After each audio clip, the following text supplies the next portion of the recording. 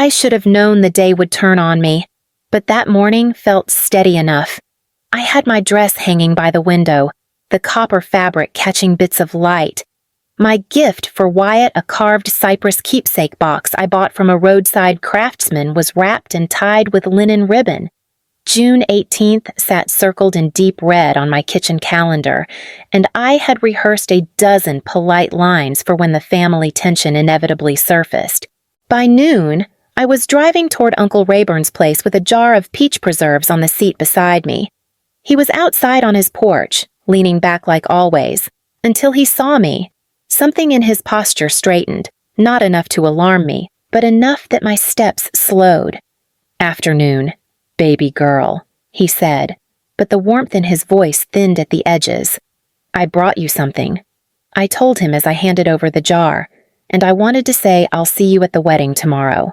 I'm leaving early so I can help with the setup." His eyes did something strange then, like a door closing quietly. He didn't reach for the preserves right away. He didn't smile.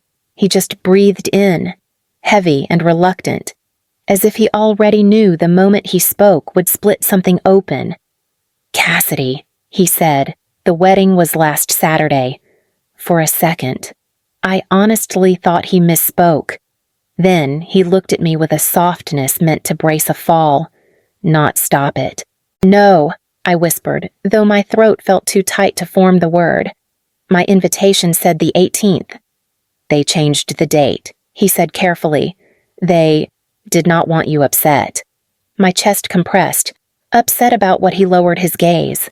"You know your mama. She thought it was best for who hung in the air," but I couldn't push the question through my lips. A cold understanding settled inside me instead, quiet, deliberate, final. I stepped back, needing distance, needing air. My hands trembled against the railing. Rayburn tried to speak again, but whatever comfort he meant to offer floated away before it reached me. "If you're listening to this right now, tell me where you're tuning in from. I want to know how far this story travels, because in that moment, on that porch, my world cracked in a way I never expected. I left without saying goodbye. All I carried with me was the truth he had finally spoken aloud. I sat in my truck for a long moment after leaving Rayburn's porch, gripping the wheel until my palms stung. The silence pressed in, thick and heavy, until I finally unlocked my phone. My notifications were full of cheerful posts I hadn't bothered checking the past week. The first video opened without sound, Wyatt and his bride walking beneath strings of lanterns, the kind Mama loved for ambiance. My breath hitched. Someone called out his name, laughing. The camera panned across a crowd of familiar faces, all dressed in soft blues and creams. My family looked radiant, complete. I wasn't in a single shot. Another clip autoplayed. Jolene lifted a glass. "To Wyatt," she said, eyes shining, "and to peaceful new beginnings." Peaceful. The word twisted in my gut. A text bubble popped up from Harper, my closest friend in Baton Rouge. "You still coming by later," I typed. Deleted. Retyped. Finally, they had the wedding without me. She called immediately. "Cassidy, slow down. What happened?" "They moved the date," I said. My voice sounded scraped raw. "And nobody told me. Not one person. Did they say why Rayburn said they didn't want me upset?" The sentence tasted strange coming out. He looked like he hated saying it. Harper exhaled sharply. "That is not an explanation. That is manipulation with bless your heart sugar on top." I wanted to agree, but all I felt was a hollow ache. Every person I love was there. I said, "They celebrated like I never existed. You drive back safe," she told me. "And when you're ready, we'll talk through the truth, not whatever story they spun." Her steadiness held me together just enough to breathe. I ended the call, closed all the videos, and started the engine. I wasn't heading home. I was heading to the Bro house. By the time I pulled into my parents' driveway, My heartbeat felt like it had settled into something cold and steady. The front door was cracked open, voices drifting out light, easy, the kind that belonged to people with no weight on their conscience. I stepped inside. Jolene looked up first, her smile freezing halfway. "Cassidy?" "Well, we weren't expecting you. You changed the wedding date," I said. No greeting, no patting. Just the truth laid bare. Travis straightened in his recliner, his jaw tightening. "Now, sweetheart, let's not make a scene. I wasn't invited." I said. I was excluded. Wyatt shifted on the sofa, adjusting his cufflinks like they might shield him. "It wasn't like that. Cass. Mama just thought Jolene cut in. Too quickly. We needed a peaceful day. Wyatt deserved that. And you can be intense." "Intense," I repeated. The word landed between us like a dropped blade. "You ask hard questions," she added, voice syrupy but sharp underneath. "And weddings should feel light. We didn't want tension." "Tension," I said, "comes from lies, Mama." She flinched at the word. "No one lied. You sent me an invitation for June 18th. We changed plans," Travis said. "You know how these things go. You changed them and never told me." Silence thickened. Wyatt finally met my eyes. "Look, Cass. It was complicated. We all agreed it was easier this way." "There it is," I said quietly. "Easier without me." Travis sighed, heavy with practiced disappointment. "You take everything so personally." "I'm your daughter." "And we love you," Jolene insisted, though her tone wobbled. "But sometimes your presence shifts the room." "My presence," I said. "Or my questions." No one answered. Their expressions said enough they had rehearsed this justification, convinced themselves it was kindness. Then Jolene added, almost casually, "We were also talking about the lake house earlier. We need to plan some renovations, something that benefits the whole family. You understand, the whole family. But somehow never me." I looked at all three of them calm, comfortable, untouched by the hurt they caused. "I understand," I said, "more than you realize." Their relief was immediate, misplaced. I turned and walked out, leaving their comfort intact and my illusions behind. I drove straight to the lake house, my hands tightening every time the scene at my parents' living room replayed in my mind. By the time I unlocked the door, my voice felt lodged somewhere behind my ribs. The air inside was still, familiar, untouched by the chaos I carried with me. I set my keys on the counter and opened the storage cabinet where I kept every receipt, invoice, and notice tied to this place. The folders slid out in a heavy stack. I wasn't sure what I was looking for, only that I needed something solid, something that couldn't twist itself into excuses the way my family just had. The first folder held the roofing bill. $5,800, I murmured. My signature was at the bottom, clear and certain. I flipped to the next plumbing overhaul. $3,200, also signed by me. Dock reinforcement $6,450. Property taxes paid every year without fail. My phone buzzed. Harper again. Call me when you can. I ignored it and kept reading. A faint ache spread through my chest as the pattern sharpened. Every line item, every cost, every repair mine. Not shared, not reimbursed, not even acknowledged.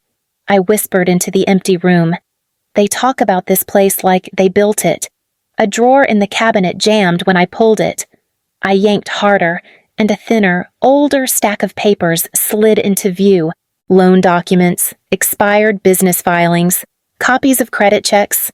Wyatt's name appeared on several pages, but my information sat beside it. My credit score, my employment history, my annual income. Then I found a sheet I'd never seen an approval form for a restaurant emergency equipment loan, dated nearly 2 years earlier. At the bottom was my name, but the signature wasn't mine, not even close. The room seemed to tilt. I sat down at the table before my knees gave out.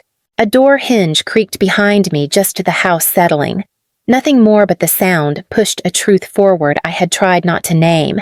This wasn't neglect. It wasn't misunderstanding. It was use, deliberate and convenient. My phone buzzed again. This time I answered. Harper didn't wait for hello. Cassidy, talk to me. They forged my signature, I said quietly. Her voice sharpened. Then you're done handling this alone. The lake house stayed silent, but the weight inside it shifted. Harper arrived less than an hour later, her knock quick and urgent. I opened the door without a word, and she stepped inside, taking in the folders scattered across the table. Cass, she said softly. Show me. I handed her the forged signature first. She studied it, eyes narrowing. This isn't even close to your handwriting. I know. Who had access to this, Wyatt? I said. And Mama. Maybe Daddy. Anyone who wanted it. Really. Harper set the paper down like it might burn her fingers. Okay. Start from the top. I walked her through the repair history. $5,800 for the roof, $3,200 for plumbing, $6,450 for the dock, $4,100 every single year for taxes. All mine. All unquestioned. Harper's jaw tightened. And they still talk about this place as a family asset. They do, I said. But they don't treat it like one. They treat me like the asset. She sank into a chair. This isn't oversight. This is structure. Someone made a system out of relying on you. I hesitated before sliding the next set of papers toward her Wyatt's restaurant filings. The credit pulls tied to my name. The equipment loan from 2 years ago with the fake signature. Harper skimmed the pages, then looked up sharply. Cassidy. This is identity misuse. This isn't, whoops, we forgot to tell you. This is calculated. My throat felt tight. I didn't want to believe that. Wanting to believe the best of them doesn't make you blind. She said, it makes you decent. They took advantage of that. I sat across from her, the weight of the documents pressing into my palms. Harper, this isn't just about the lake house. It's about years of them expecting me to carry whatever they drop. And now they've crossed a line I can't pretend doesn't exist. She nodded slowly. You need protection. Legal protection. Someone who can force clarity. I don't want to blow up the family. They've been lighting fuses for years, she said. You're just seeing the sparks now. I let the truth settle between us. It hurt.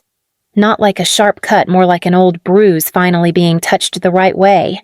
Who do I call? I whispered. I know someone, Harper said. Delilah Crow. She handles property law and financial disputes. She won't let anyone twist this into family misunderstanding. I closed my eyes, exhaled, and opened them again. Give me her number. Harper reached for her phone. Cass. Once you start this, things will change. They've already changed. I said. I picked up the forged signature one more time. The lie in the ink was unmistakable. I'm done carrying their weight. I said. It's time they see what they built on my back. Delilah Crow met me in a small conference room above a downtown bakery, the kind of space that smelled faintly of coffee and deadlines. She shook my hand firmly, her gaze level and unreadable. Cassidy Bro, she said, motioning for me to sit. Harper sent over a brief summary, but I'd like to hear this in your own words. I spread the folders across the table. My family forged my signature on a restaurant loan. I began. They also used my financial information on multiple credit applications without my knowledge. And they've been treating the lake house as though it belongs to them, even though I pay for everything. Delilah flipped open the first document. Her expression didn't change, but something sharpened behind her eyes. Let's start with this signature. You're certain it isn't yours? 100%. Good, because it is not even remotely your handwriting. She placed it aside. Now show me the deed. I passed her the folder. She scanned the pages, then tapped a section with her pen. This transfer occurred in 2017, signed by your parents, notarized, and filed. It places full ownership of the lake house in your name. I swallowed. They never told me that. Did they behave as if it belonged to them? Yes. Constantly. Delilah closed the folder. Then we have a very different issue. They've been leveraging an asset they no longer own. My pulse thudded in my ears. Before I could respond, the door opened and a tall man with quiet posture stepped in. Delilah nodded toward him. This is Bo Sutter, the consultant I mentioned. He specializes in identifying financial irregularities. Bo, this is Cassidy. He sat, opened his laptop, and said, I ran a preliminary review of the documents Harper sent. Cassidy, several credit inquiries were initiated using your social security number. Some were tied to Wyatt's restaurant, others to your parents' refinancing attempts. I exhaled slowly. I never authorized any of that. That's clear, Bo said. More concerning is a note I found attached to an internal email thread from a consulting firm your brother used. Someone wrote, Objective shift liability onto C. Bro to reduce long-term exposure. Delilah's jaw tightened. They used professional guidance to structure this. My throat constricted. They always said I was overreacting, that I was the dramatic one. Bo closed his laptop gently. You were the stabilizer. People don't usually question the person propping up the weight. Delilah leaned forward. Cassidy, here is what we can do. We will formally dispute every unauthorized credit pull. We will issue notices to the banks involved. We will secure your ownership of the lake house, preventing any attempt to use it as collateral. And we will begin the process of removing you from all liability linked to Wyatt's business. I nodded slowly. What happens to them? That is not your responsibility, she said. Your responsibility is protecting yourself. A long silence followed. For the first time in days, something inside me settled not peace, exactly, but clarity. Delilah gathered the files. Once we file these actions, Cassidy, everything shifts. Be prepared for your family to come to you directly. They already have, I whispered. This time, I won't bend. Delilah offered a small, steady nod. Then we begin. The next morning at work, I sensed tension before I even reached the lobby. A few co-workers lingered near the elevators, whispering. When they saw me, their eyes flicked toward the front desk. Owen, the building's security guard, stepped out from behind the podium. Cassidy, he said quietly, your family is here. I followed his gaze. Jolene, Travis, and Wyatt stood at the reception counter, their voices low but sharp. Jolene gestured impatiently. Travis leaned forward like he owned the place, and Wyatt paced behind them, restless and agitated. Owen moved closer. I tried to ask if they had an appointment. Your mama said, This is family business. That sounds right, I said. Before I could turn away, Jolene spotted me. Cassidy, bro, she called out, relief flooding her voice like she'd been searching for me for years instead of ambushing my workplace. We need to talk. Owen stepped between us. Ma'am, you'll need to lower your voice. Travis bristled. We're not causing trouble. Owen raised an eyebrow. Sir, you raised your voice at staff and ignored visitor policy. That is trouble. Wyatt shoved his hands in his pockets. Cass, just come over here. I stayed exactly where I was. Why are you here? Jolene's lips pinched. We heard you've been speaking to an attorney. We just want to clear things up. There is nothing to clear up, I said. Now hold on, Travis muttered. You're making this bigger than it needs to be. Am I asked. Wyatt's voice cracked slightly. Cass, you're freezing us out. We're family. I glanced at Owen. Is there a private room we can use? Owen shook his head. I think it's best if they leave. Jolene sputtered. Excuse me. We are her parents. And this is my workplace. I said. You came here to intimidate me. It won't work. Owen pulled out his incident notebook.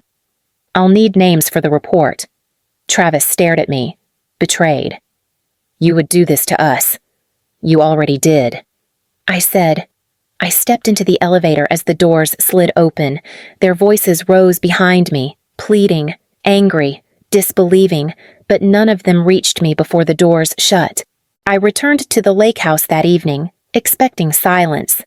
Instead, I found Uncle Rayburn's truck parked out front, his silhouette resting against the porch rail.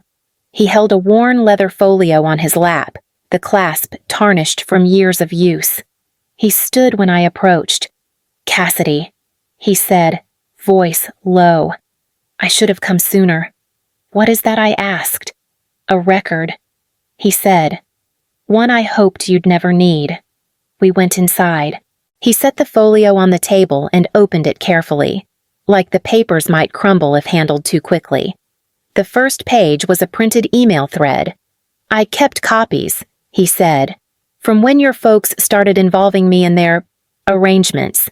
At first, I thought it was carelessness. But then it stopped looking like that. I scanned the email. How do we make sure Cassidy signs without fuss? She always caves if we frame it as helping Wyatt. My breath stilled. Rayburn placed another stack beside it. Your mama sent this to me 5 years ago. She asked how to soften the conversation about refinancing the lake house, except she never told me the deed was already in your name. I stared at him. You knew I suspected. And when I asked for the paperwork, your daddy changed the subject. That told me enough. His eyes tightened. I kept these because I feared what they'd do if all the leverage stayed in their hands. The next document was a spreadsheet, columns of projected expenses, not shared evenly. My name appeared beside almost every line. They built this around me. I whispered, built, leaned, and climbed, he said. And that was before Wyatt's restaurant started bleeding money. I flipped to a set of text printouts. Cass doesn't need to know the full amount. If she asks too many questions, we delay until after the wedding. Do not bring up the appraisal unless absolutely necessary. A pulse of heat climbed my neck. Rayburn's voice softened. Cassidy, they moved that wedding date because the bank flagged a gap in their application. They needed time to redo paperwork that would have involved your financials. They didn't want you asking why. My hand shook slightly as I set the paper down. They said I was intense, he huffed. They called your clarity inconvenient. There's a difference. Before I could respond, headlights swept across the window. Another car pulled in. Bo Sutter stepped inside without waiting for ceremony, laptop tucked under his arm. I came as soon as Rayburn called. Bo said, I matched the documents he sent with the account activity we reviewed. Cassidy, there are withdrawals from a joint account you never opened. I stared at him. A joint account with your social security number, Bo said, set up to route emergency funds to Wyatt. Someone used digital authorization. It was not you. Rayburn's gaze met mine steady. Sorrowful, Bo continued. This pattern goes back years. This wasn't one mistake. It was a dependency designed around your stability. My voice felt distant. All of you are telling me the same thing. Rayburn nodded. Because it's time you had the truth, not the version they rehearsed. Bo closed his laptop. Cassidy, you are not overreacting. You are uncovering a system. I sat back. The folders spread before me like a map of a life I hadn't realized I'd been living. Rayburn placed a hand over mine. They took advantage because you never demanded anything in return.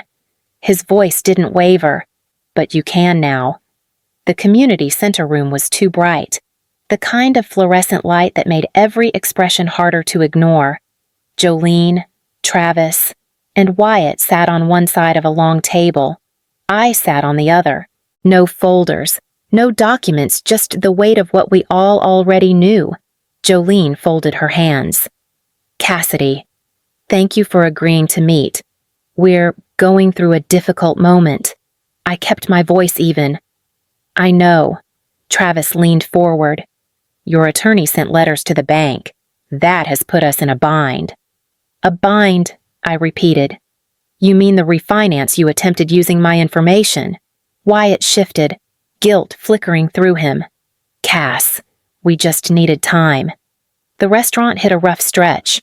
You forged my signature on a loan." I said, "That's not a rough stretch. That's a choice." Jolene inhaled sharply. "We did not steal from you. You used my credit. You used my income. You used my stability to patch every crack you made. You did not ask because you knew the answer would be no." Travis's voice rose. "We are family. Families rely on each other. Then why did you hold the wedding without me?" The question didn't explode. It sank, quiet, undeniable. Wyatt finally looked up. "Mama said you'd make things complicated." I would have asked why the wedding date changed. I said, "Because banks had flagged your application. Because you needed me unaware. That's what was complicated." Jolene's composure faltered.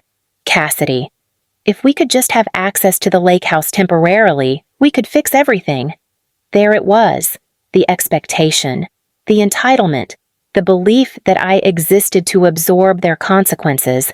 "The lake house is not collateral," I said. "It is not a family asset. It is not your safety net. And I will not lift a single burden you created." Travis slammed a palm against the table. "We gave you everything. You gave me stories about sacrifice," I said. "So I wouldn't notice when you shifted the weight onto me." Silence settled again, heavier than any argument. Jolene whispered, "Cassidy, please. We can rebuild if you help." I met her eyes not with anger, but with clarity. "I am not your anchor. I am the rope you kept pulling until it snapped." Their faces fell in 3 different ways: hurt for Jolene, disbelief for Travis, collapse for Wyatt. None of it moved me. I stood. "This is the last conversation we have about money, property, or obligation. All future communication goes through my attorney." Wyatt's voice cracked. "So that's it. You're cutting us out." "You cut me out," I said. "I'm just refusing to step back in." I walked out of the room and did not look back. Outside, evening wind rustled through the old oaks lining the parking lot. My phone buzzed a notification from the platform where I shared my story.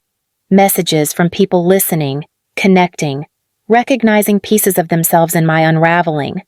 If you've stayed with me this far, tell me where you're listening from. It reminds me that even when family breaks, community can grow in the cracks. I slid my phone into my pocket and headed toward my car, steady for the first time in years.